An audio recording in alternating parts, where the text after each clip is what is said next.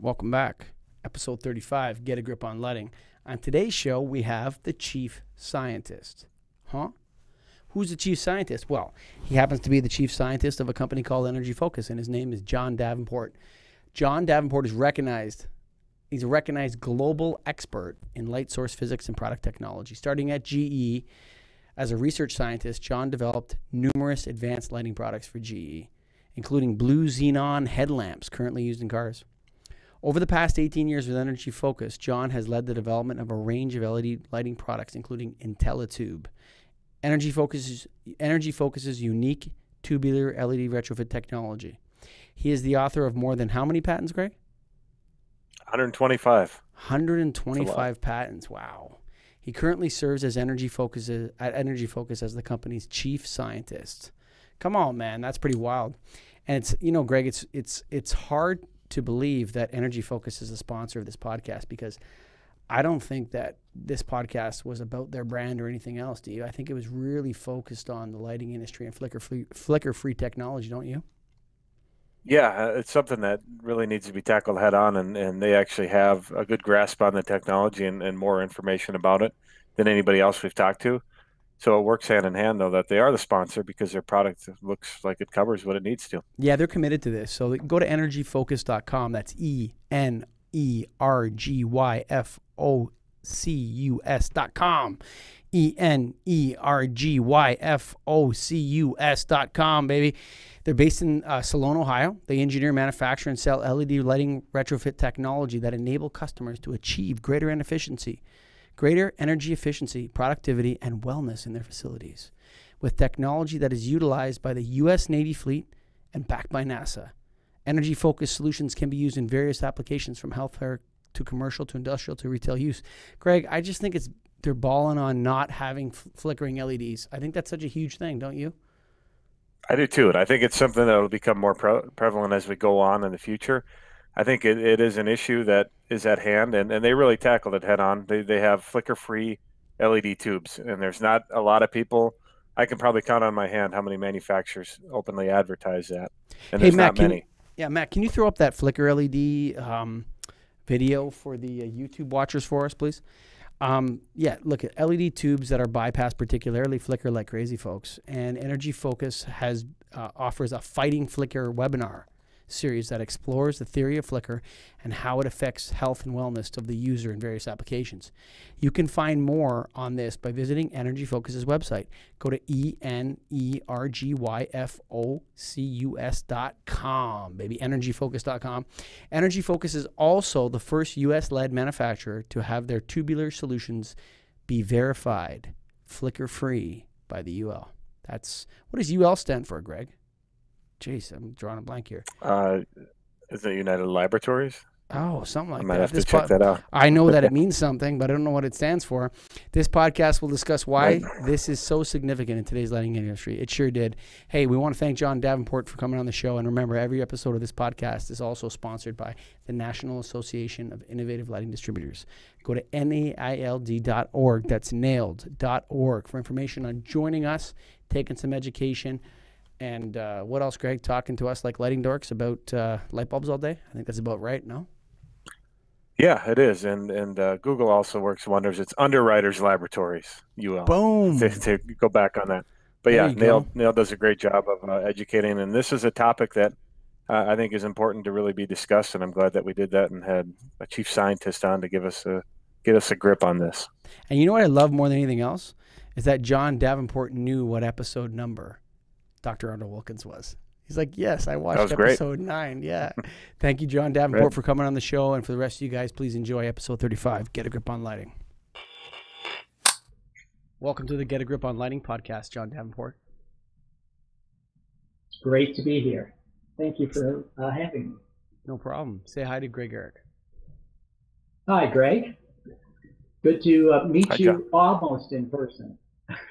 Yeah, you as well. Now we see virtually. It's fun to do. Thanks for being here. Yeah, the virtual podcast studio is an interesting thing. So I want to ask you, John, did you happen to have a chance to see our episode with Dr. Arnold Wilkins? I did. In fact, I was going to start with that. I thought that was a great episode. That's episode number 9. So I saw it. It was I think late last year, October, something like that, or November, October. So it was an excellent episode, and I am very much in agreement with where he is at in terms of, and I agree with, I think he is a solid scientist, and the work that he's done, it's all peer reviewed. He claimed during the podcast that he had evidence that flicker could be a real problem from a health point of view, and I thought it was very convincing. Yeah, he proved that it was about as close to causational as you could get from a general public being under an artificial lighting system and suffering from the flicker effects of that system, for sure. Right. I don't know if his study was replicated by anybody, but it certainly was definitive in terms of the lighting industry. Yeah, no, I've seen other studies, particularly in Australia, that have done similar things with fluorescent lighting, which is what he did. He looked at magnetically balanced fluorescent, and the results were the same. That the conclusion was the flicker was causative for things like headaches, and in a significant portion of the population. And the flicker percentage for magnetically ballasted lamps is about, I don't know, a number like 30 or 35%, which is, which from the point of view of conventional technologies is fairly large. Conventional meaning, or past technologies. Legacy lighting technologies. Legacy. Yeah. Incandescent is like 5% or 6%. And so Edison didn't get us into this problem. And he got lucky. Even though he was running these things directly off of the AC, the mass of the filament allowed them to ride through the fact that the power was going to zero every 120th of a second. And that meant that because light for a filament, it's like red hot, white hot. It's you're heating something up, and it takes time to cool down. It takes time to warm up. So you don't see very much light output. You ride right through the fact that the power is going to zero. In the case of fluorescent lamps, that's not true. The discharge source, fluorescent discharge, the mercury vapor discharge, is much faster. And in fact, it could follow the power line, except that they're very difficult to restart again. So, and you need to ballast them. You need to control the current. They'll run away. They're like bottled lightning. So what you do, what they did in the earlier days, was a magnetic ballast that allowed them to keep the discharge running all the time. So even though fluorescence had flicker, and of course the current tells you how much light you're going to get. Okay? So if you have constant current on a micro basis, the light will be a constant. Okay, so John, I'm gonna jump in here because I want to ask you a specific question. So there's a lot of I don't know how to put it, a lot of excitement about the health effects of lighting being positive, but to me, all I see from LED right now is not a positive health effect, but really a negative health effect. So when we're talking about the health effects of lighting, everyone's saying, oh, we can improve human health outcomes with tunable lighting or this LED lighting or different color temperatures. But the reality is, on the ground, on the street, right now, the biggest health effect of lighting from LEDs has to be the negative health effect of flicker. Is it not? I'm not so sure that that's true. Okay. Flicker is a problem. Flicker is a problem, and flicker. No, but no, hang on, John. Hang on. There's something very good, positive about flicker, and Okay.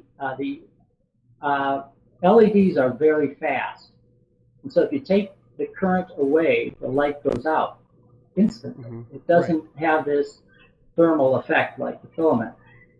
This is really good. If somebody has LED taillights on their car and you're running 70 miles an hour, you have another 10 feet in which to stop before, because the light comes on more quickly.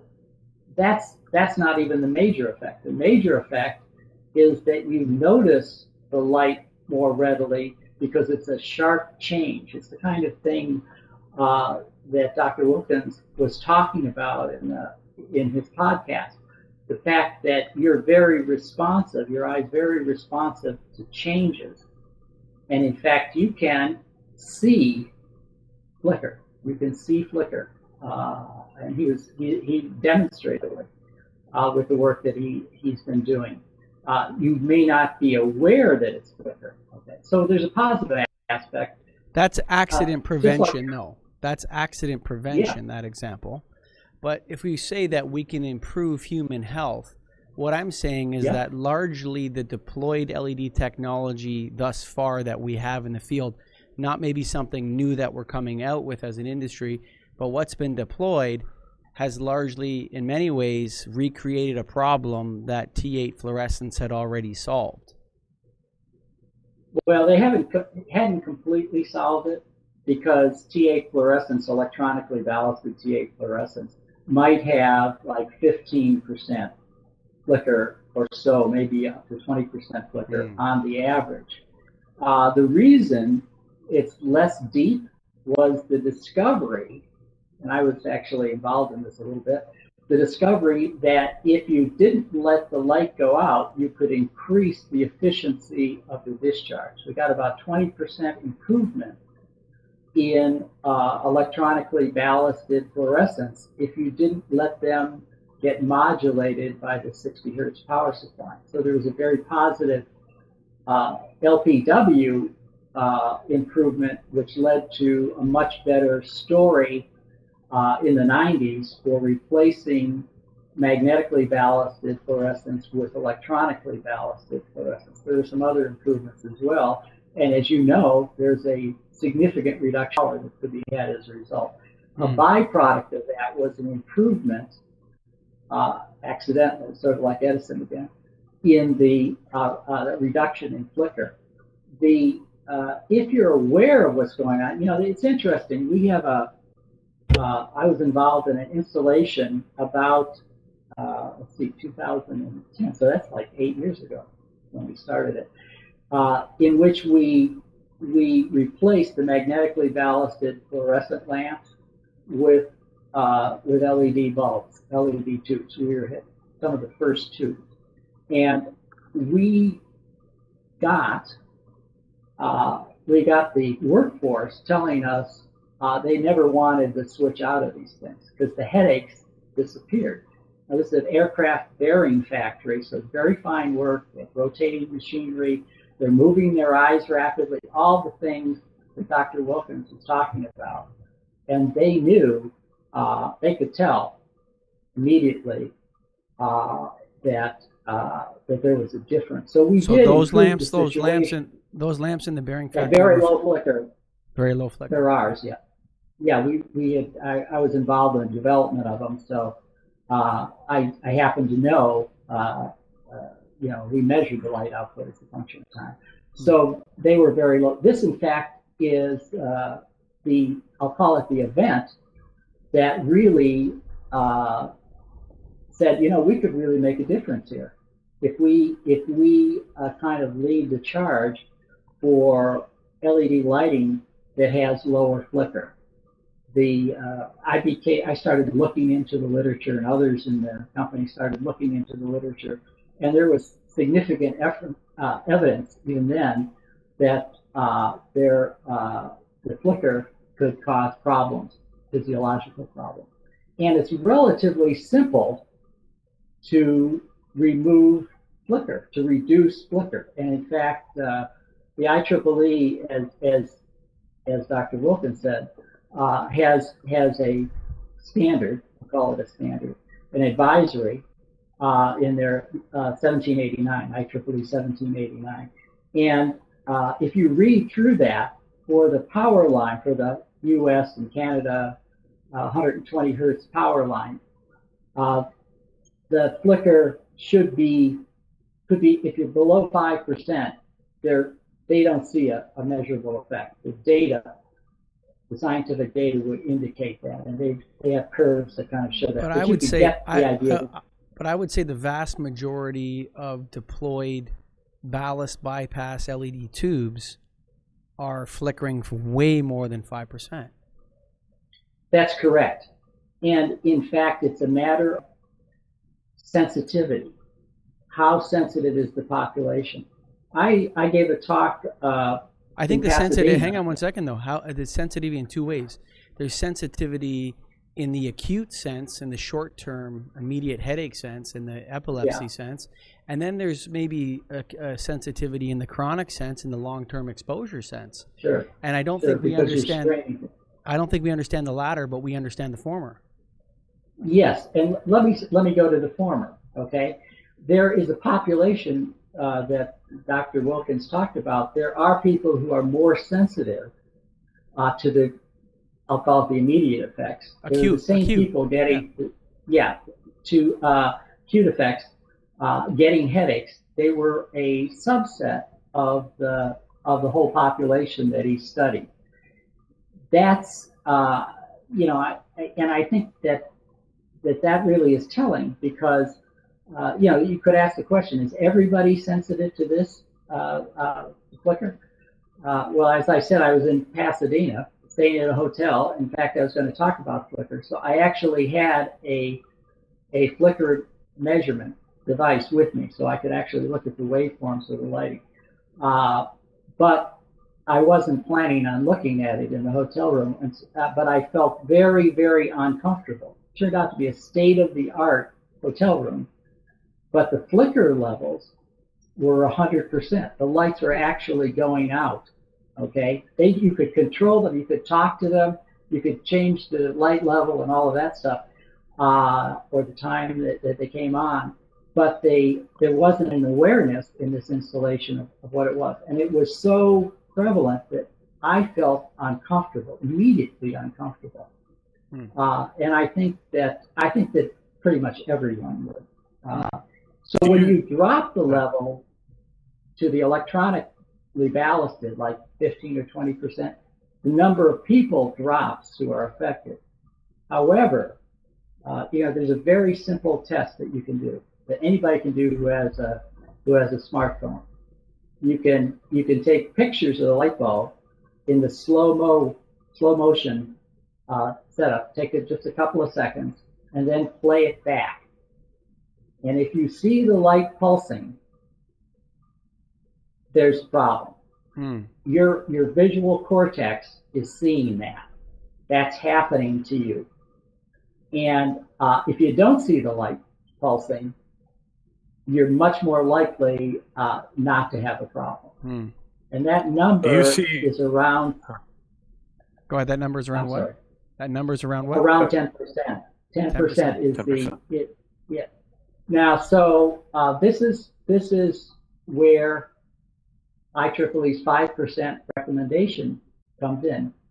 They're saying the evidence is below 5. You don't have impact. Well, John, Greg wants to jump in here. Let me ask you something though.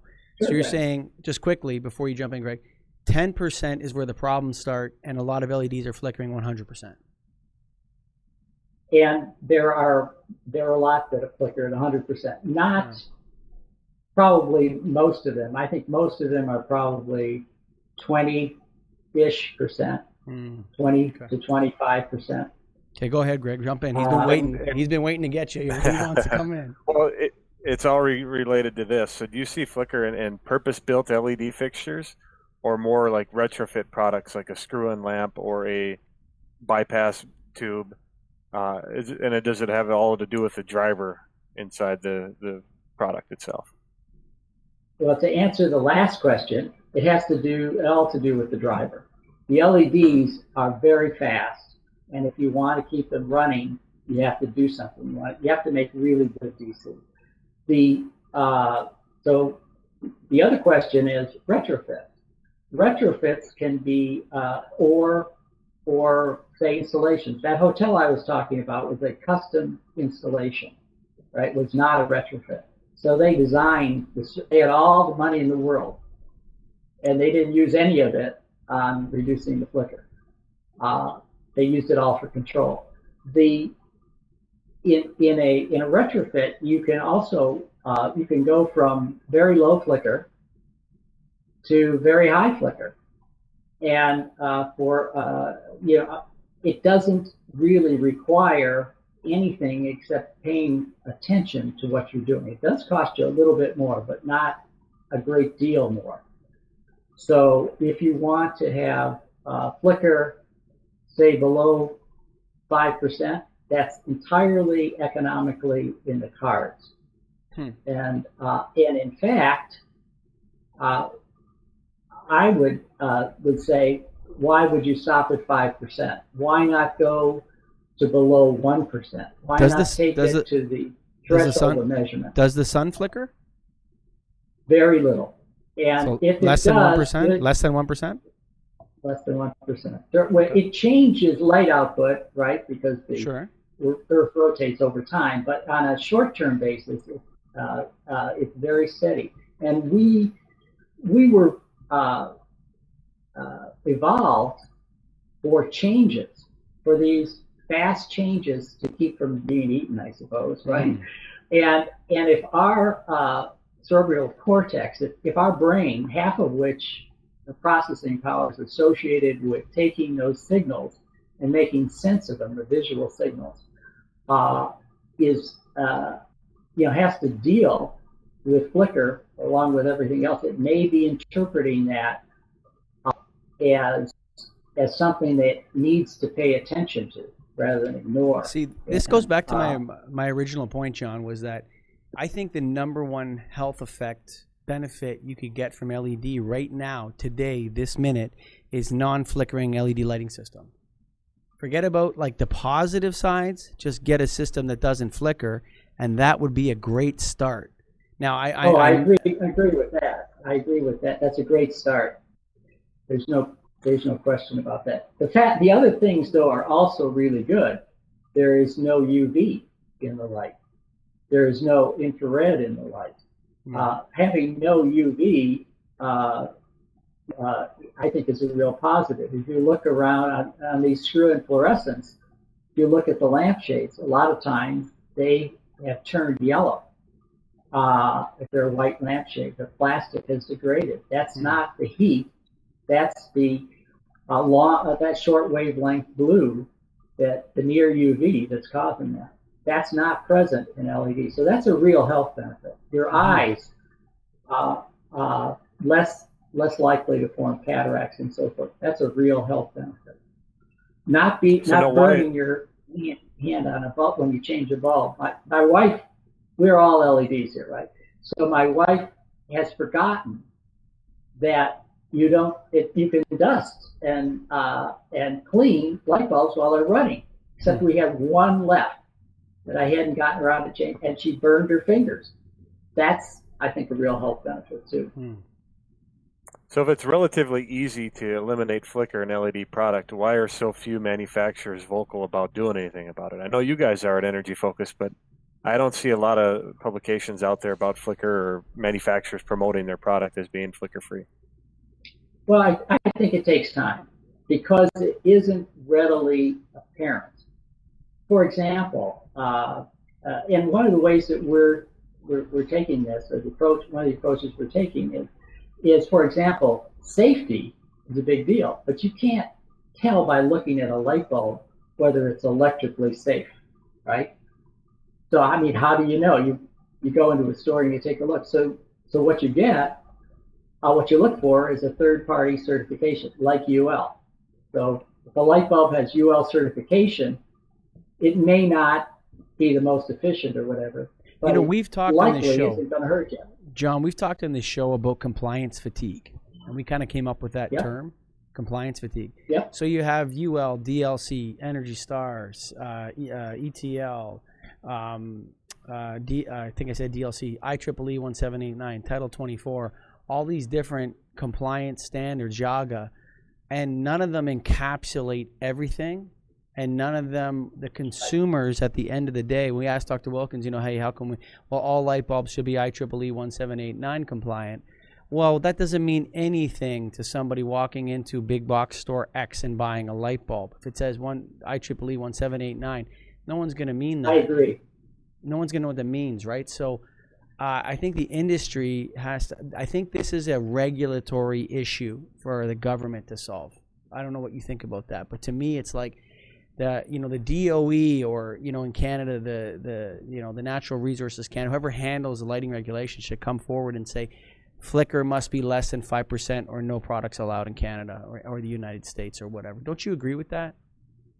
The stakes are too high. I think that's where we're headed. I think that's where we're headed. There's no question about that. The DOE is actually working very hard at that. They were at Light Fair and they talked about.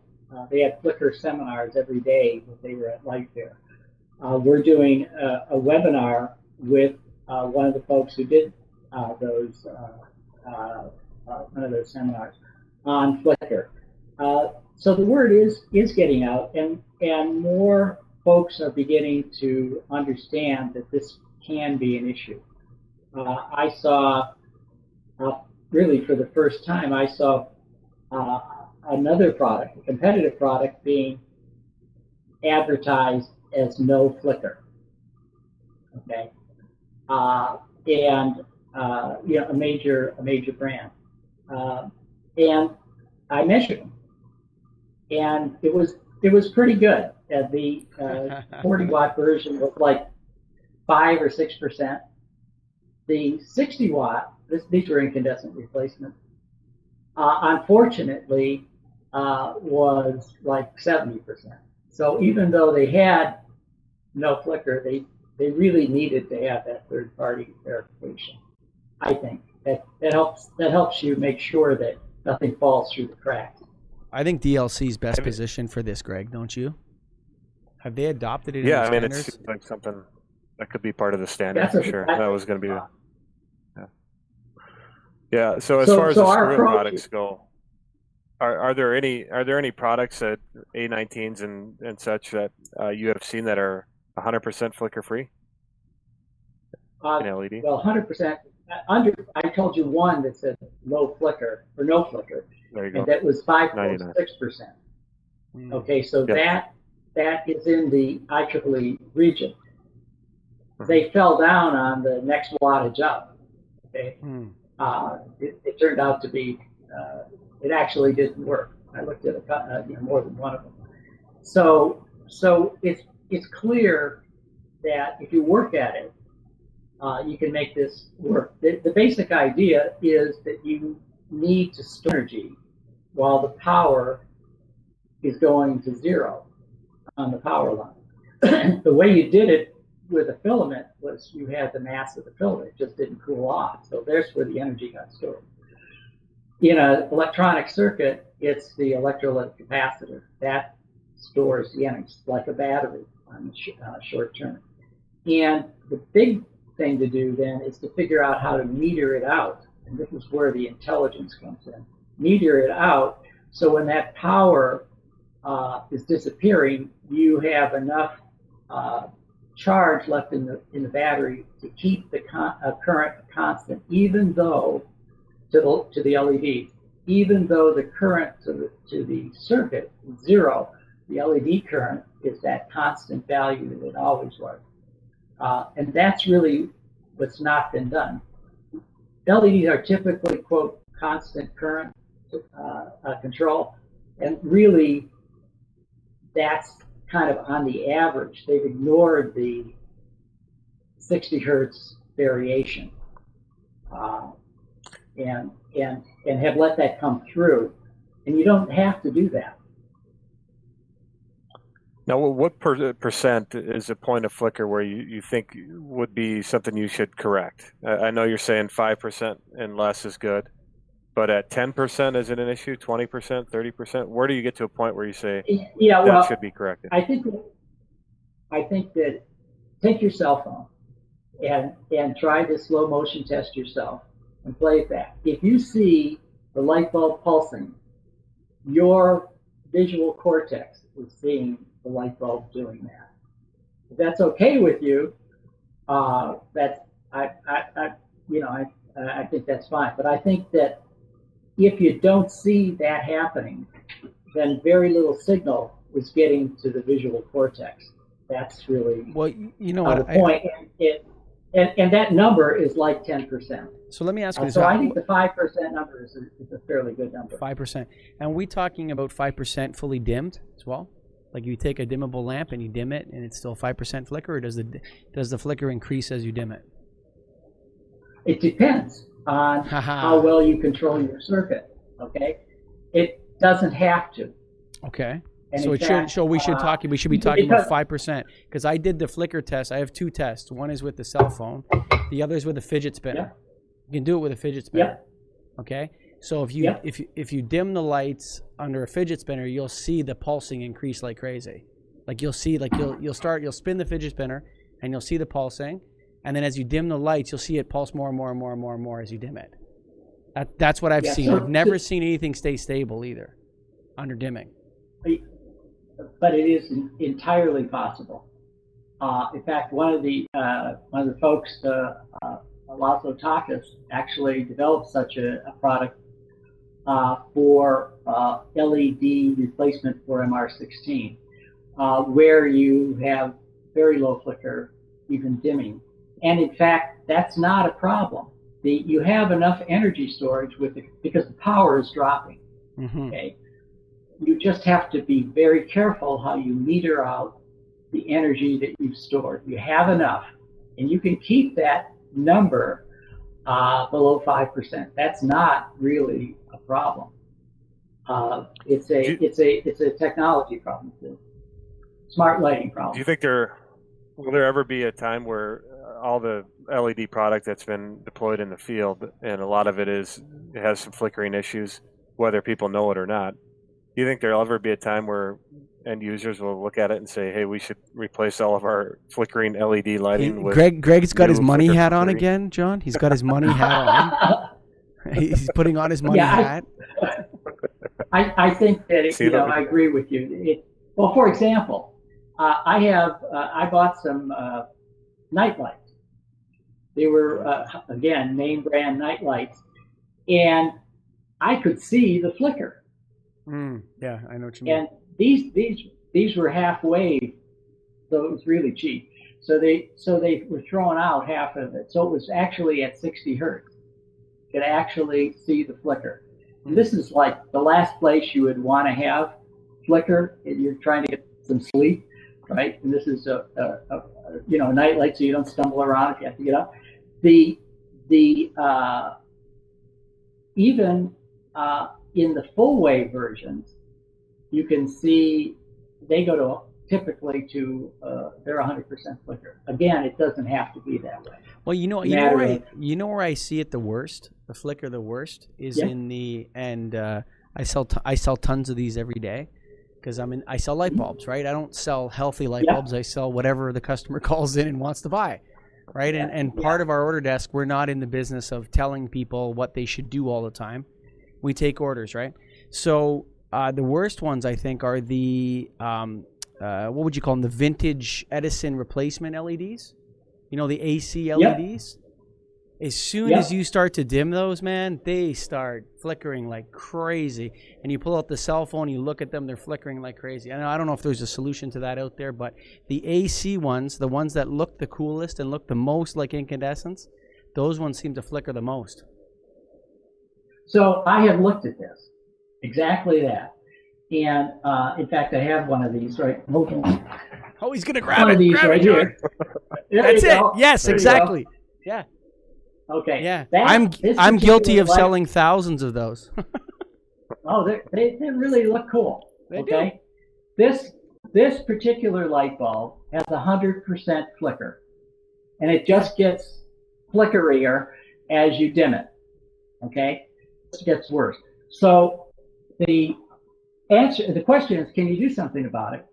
And in fact, one of the bulbs I was talking about looks exactly like it. There's a circuit in the base that actually stores energy and meters it out pretty well, and is like 5 or 6% flicker. I was in a bar with my brother. Rather than 100. I was in a bar with my brother, and they had these hanging lights over top of the bar. We're having a beer there. Oh, yeah. I'm like, John, those lights are flickering like crazy. Do you see them? And he's like, holy mackerel, yeah, they're flickering like crazy. And then we started the person, hey, can you see those lights flickering?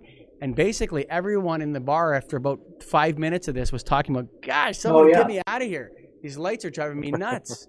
And once you point it out to people that the lights are flickering, they notice it immediately and they don't stop noticing it. Like once it's pointed out to them.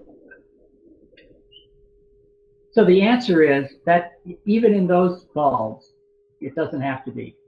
Okay. It's a matter of now to get that number to be low, you have to put a circuit in there to store the energy. The bulb I pulled up, it didn't have such a circuit. What does one of those circuits cost to put in? Like how much? You're a manufacturer, right? How much would something like that cost to implant in the technology? I was trying to see if I could answer that. But we have an ASIC, right, which is an application-specific IC that does the job for us in the products that we sell, right, and helps meter out that charge, like the way like I was talking about. That's fairly inexpensive. That doesn't really add significantly to the cost of our product. Our product tend to be premium products, but mainly because we construct them to have very high efficiency and extremely long life. So we're using high quality parts to go in the a manufacturer that wasn't as interested in being a premier brand could eliminate the flicker without checking those other boxes, right? At a low cost. Yeah, and in fact,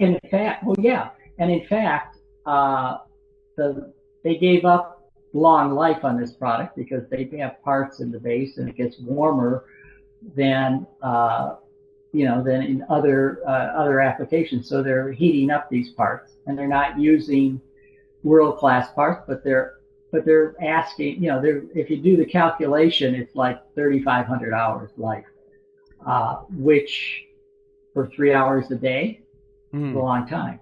So that's sort of what they're the way they're playing it. So you don't have to have all of that. You could choose to have low flicker and have a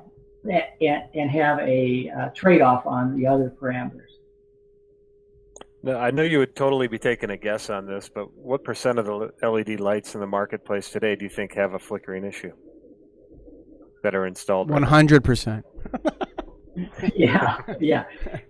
Everybody, just about everybody is above 5%. Okay, I think, but a very large portion is probably below 20% flicker level. The kinds of products you were talking about a moment ago, there are very few products in these decorative filament lamps that are manufactured, I'll call it responsibly, okay. And take into account the flicker. The flicker could be an issue. John, I have two questions for you. I have two questions. Sure. I have one question for you, and then one question for Greg. So the IEEE 1789 guideline, it's more of a guideline than a standard, right? It's a standard, but it's not regulated, right? Okay. So manufacturers would have to voluntarily decide to do the standard, right? That's right. Okay. Now, is there a competing regulation in the United States about flicker? Is there another that says less than 30% is okay? Is there some sort of competing regulation, or is there no regulation? Not that I'm aware of. And Okay. and the reason has been because the electronically ballasted fluorescents Hmm. are low enough so that that a substantial portion of the population is not affected. Very, very low number, Yeah. probably. Here's the second part of my question. So, Greg and I often describe ourselves. So this is the Get a Grip on Lighting podcast. This is not Yeah. the lighting, decide things from the Ivory Tower podcast. This is the two guys that sell light bulbs to end users every single day of their lives, that they work.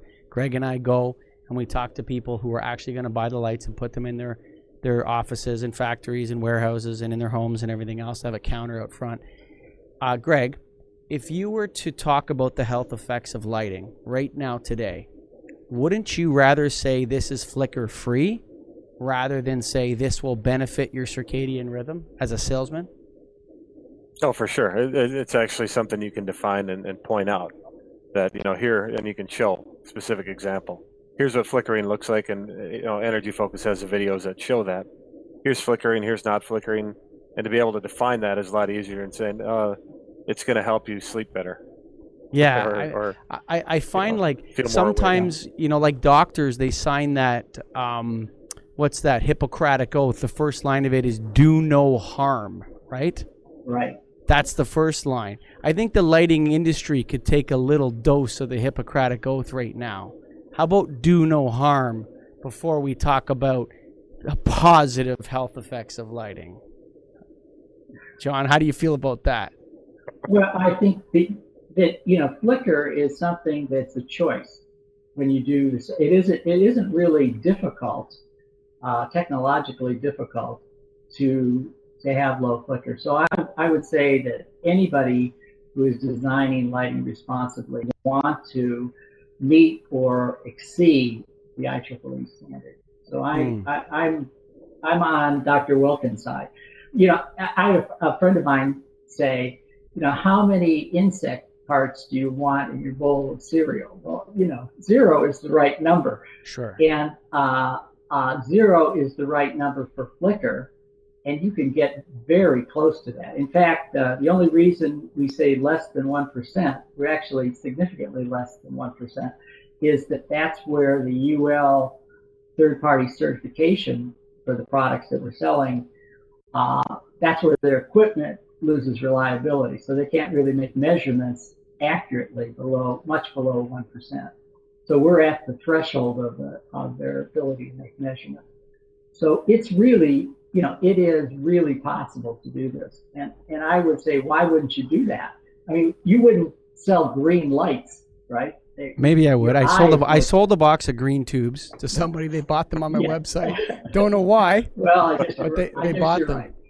So John, but I mean to everybody, right? Yeah, I know. I mean, you want it white light, right? Sometimes depends on what the color temperature is. A whole other podcast. It is. We're looking at flicker is a podcast, and I think color temperature is a whole other podcast that maybe we can do a part 2 with you. Do you know a lot about color temperature, the effects of color temperature? I know some things about color. I was actually, I worked for a while at GE, actually 25 years at GE Lighting. GE, okay. And one of the things that evolved was this CRI measurement.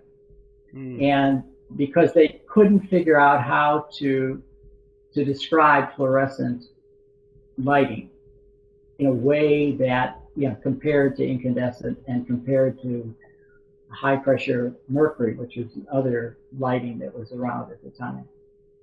And so the CRI standard got into play, and color temperature got into play, and all sorts of phosphors and so forth got into play. So yeah, I know a little bit about that stuff. Cool. Yeah, Mike, I would say we're going to talk about this in his bio, but how many lighting companies do you know that have the title or the position of a chief scientist? That's what John is, so I don't know any other than you guys. It's good. I'm the chief bottle washer and disc scrubber around my place, but it's funny because what I find though, it's interesting in the lighting business, John. I think we should wrap it up because I think that's been a good podcast. But I think it's interesting that this is why this show has become so popular in a short time, is because Greg and I face a dilemma every day because we go out there and we're handing the lights to the end user. And we get so much information behind us, and we have to kind of sort through it. What's actually true, what isn't, what does the customer want to buy, what price do they want to pay, what can we tell them, and how can we make a little bit more money in the game as well. And I think flicker-free lighting, listen industry, is forget about the health effects positive. Let's just do no harm, and let's get flicker-free LEDs out into the market ASAP. Would you agree with that, John?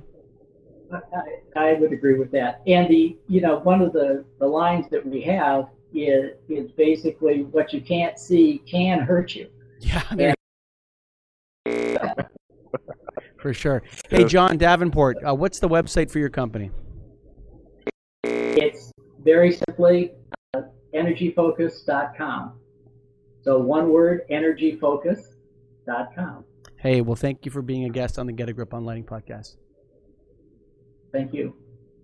Thanks, Sam. Energyfocus.com, man. Go to ENERGYFOCUS.com, baby. Energyfocus.com. Hey, Greg, why are we going to energyfocus.com these days, man? Well, to relate it to this podcast, they have flicker-free LED tubes. There's not a lot of people that have that, or a lot of manufacturers that offer that, and they have a full selection of it. In addition to that, one item that we didn't even talk about really is they have an emergency tube called the Red Cap.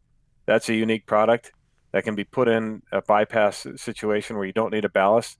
It's all built right into the tube, and that's another item that is really cool and worth checking out on their website. So go to energyfocus.com, man. I think it's good to find a manufacturer leader here that's got a chief scientist in charge and who's guiding them. I really hope these guys, not only do they hope they're successful, and I wish them all the best, but I also hope that they have an impact on the other LED manufacturers out there. I said on the show, Greg, about do no harm, the Hippocratic Oath. We hear so much stuff about the health effects of lighting, and you and I have always leaned back and said, snake oil, come on, man. You're going to do what? It's going to help with what? Well, we know that less flicker is better for human health outcomes. Do we not know that, Greg? We do know that, yes, and we get into that discussion in the podcast in terms of percentages and things, and they're at 99% flicker free, so you can't get much better than that. Yeah, and I really appreciated John Davenport coming on the show and really sharing his experience, and I think he's setting up for part 2 of this on Get a Grip on Lighting. He was excited to come on, and I think he had a lot more to say than we could say in a 45-minute to an hour podcast. So, guys, go to energyfocus.com. Based out of Salone, Ohio, they manufacture flicker-free LED technology.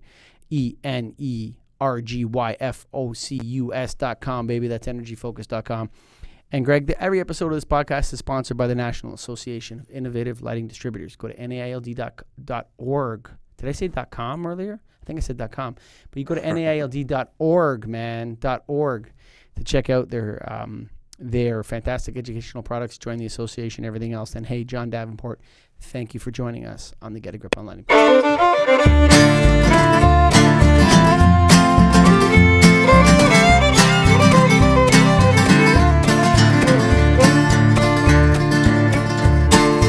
Written on the rectory wall, there's a sign there for all. If you are lost, the Lord is there to find you.